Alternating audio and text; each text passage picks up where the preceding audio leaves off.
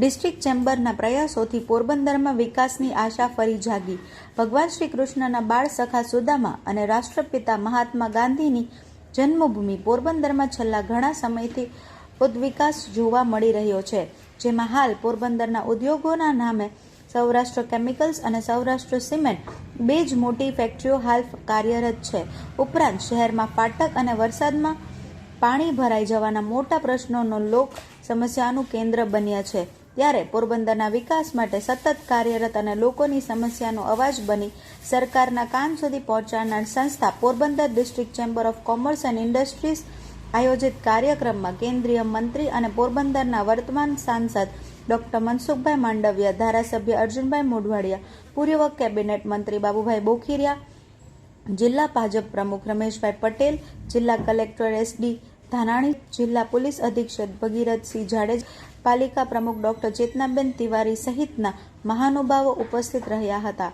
આ કાર્યક્રમ દરમિયાન ચેમ્બર ઓફ કોમર્સના પ્રમુખ જતીનભાઈ હાથીએ મહાનુભાવોનું શાબ્દિક સ્વાગત તેમજ પોરબંદરના જાણીતા ઇન્ટરનેશનલ એવોર્ડ વિજેતા સ્પીકર ઋષિકા હાથીએ પુષ્પગુચ્છથી સ્વાગત કર્યું હતું.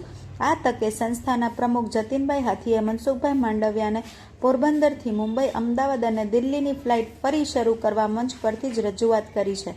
તેમજ સંસ્થાના પૂર્વ પ્રમુખ તેમજ પોરબંદરના જાણીતા ઉદ્યોગપતિ પ્રદુભાઈ રાયચુરાએ મંચ પરથી પોરબંદરમાં નવા ઉદ્યોગ લઈ આવવા, શહેરમાં ફાટકને લઈ થતી સમસ્યાઓ સહિતના બધા જ પ્રશ્નો વિગતવાર રજૂઆત કરી હતી. ત્યારબાદ કરશનભાઈ સલેટ દ્વારા માછીમારોને લાગતા પ્રશ્નોની રજૂઆત કરવામાં આવી હતી. આ પ્રશ્નોને લઈ સાંસદ મનસુખભાઈ માંડવિયાએ હકારાત્મક ઉત્તર આપતા પોરબંદરને વિકાસને પંથે લઈ જવા કેન્દ્રમાં રજૂઆત કરવાની ખાતરી આપી હતી.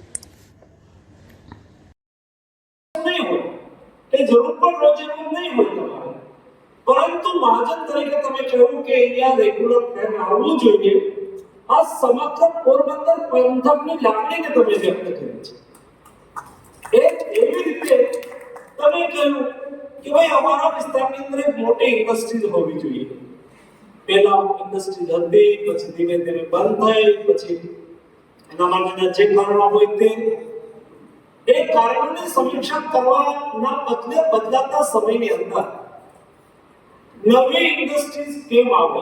સમય બદલાતો હોય છે, સમય સમયનું કામ કરતો હોય છે.